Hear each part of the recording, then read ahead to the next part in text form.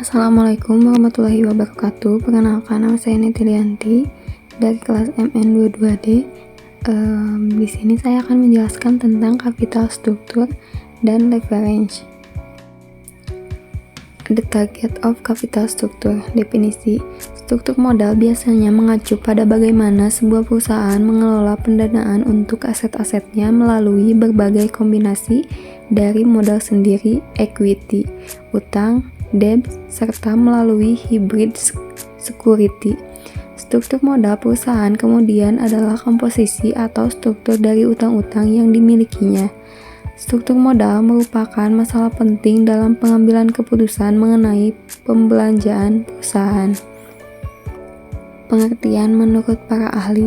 Menurut ahli keuangan I.M. Pandey, capital struktur atau struktur modal mengacu pada campuran sumber dana jangka panjang seperti surat utang, utang jangka panjang, modal saham preferensi, dan modal saham ekuitas termasuk cadangan dan surplus.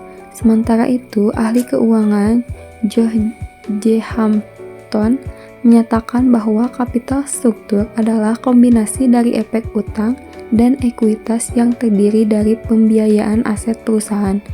Pengertian lainnya, capital struktur adalah perimbangan atau perbandingan antara modal sendiri dengan modal asing. Dalam pengertian ini, modal sendiri adalah ditahan dan kepemilikan perusahaan, sedangkan modal asing berupa utang jangka pendek maupun utang jangka panjang. Selain capital struktur atau struktur modal, terdapat pula istilah struktur keuangan dan struktur aset. Perlu diketahui bahwa ketiganya memiliki pengertian yang berbeda.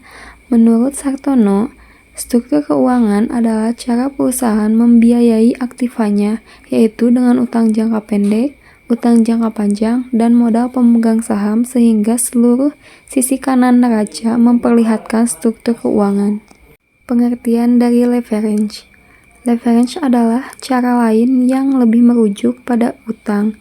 Di dalam dunia bisnis, leverage sering dikaitkan dengan pinjaman modal untuk membiayai pembelian peralatan dan aset lainnya. Tak jarang para pebisnis lebih cenderung menggunakan leverage dibandingkan ekuitas untuk pembelian aset. Bila kamu seorang pebisnis dan berutang untuk membeli kebutuhan bisnismu, maka kegiatan tersebut disebut menggunakan leverage. Leverage adalah istilah yang sering digunakan dalam konteks pembahasan investasi dan lingkungan bisnis. Yang selanjutnya yaitu terdapat beberapa faktor yang mempengaruhi capital struktur yang perlu diketahui, antara lain yaitu sebagai berikut.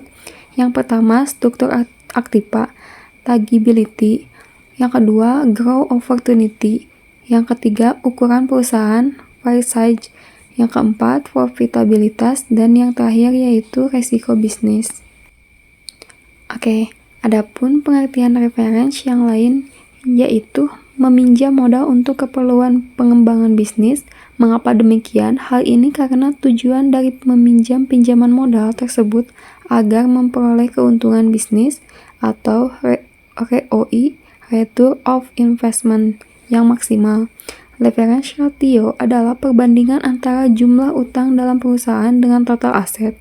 Leverage ratio adalah kemampuan suatu perusahaan dalam memenuhi kewajiban utangnya dengan jumlah aset yang dimilikinya.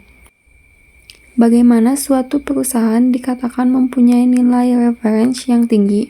Jadi, suatu perusahaan mempunyai nilai leverage yang tinggi bila total aset yang dimiliki perusahaan tersebut lebih sedikit dibandingkan dengan jumlah aset kreditornya. Maka dari itu, penggunaan leverage ratio akan dapat melihat perusahaan sedang sehat atau tidak.